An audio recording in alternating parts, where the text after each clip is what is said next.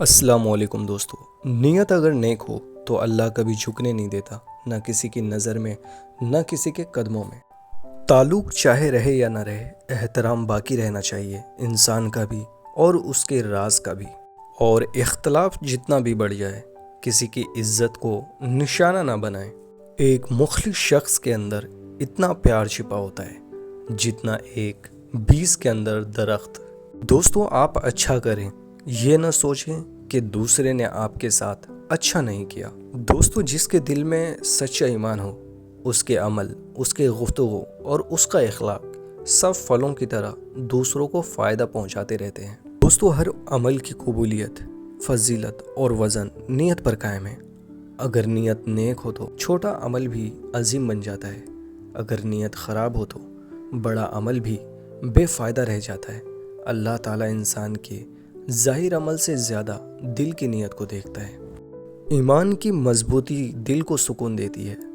جیسے مضبوط جڑ والا درخت طوفان میں بھی نہیں گرتا، ویسے مضبوط ایمان والا انسان آزمائش میں بھی ڈگمگاتا نہیں۔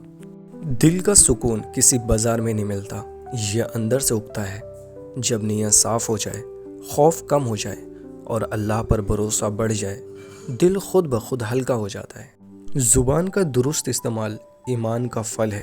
نرم بات، لوگوں کے لیے آسانی، غصہ کنٹرول، دلوں کو جوڑنے والی گفتگو، یہ سب وہ پھل ہیں جو ہر وقت نکلنے چاہیے۔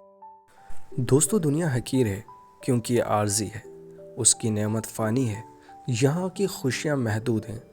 اصل بدلہ عزت، راحت اور نعمت آخرت میں ہے۔ اور اخلاص کا مطلب یہ ہے کہ انسان ہر کام صرف اللہ کی رضا کے لیے کرے، نہ کسی واہ کے لیے، نہ کسی فائدہ کے لیے۔ دوستو، بے شک مشکل کے ساتھ آسانی ہے۔ مشکل وقت پر صبر کرنا اور بہتر وقت پر شکر کرنا، یہ مومن کی پہچان ہے۔ نیکی ہمیشہ لوٹ کر آنے والی روشنی ہے۔ جو بھلائی تم بانٹتے ہو، وہ خاموش دعا بن کر تمہارے ساتھ چلتی ہے۔ اور وعدہ خلافی کو معمولی بات نہ سمجھیں، یہ شخصیت کو خوخلا کرنے والی عمل ہے۔ جھوٹ بولنے والا کبھی مطمئن نہیں رہتا، کیونکہ اسے ہر وقت اپنے کہے ہوئے لفظوں کا بوجھ اٹھانا پڑتا ہے۔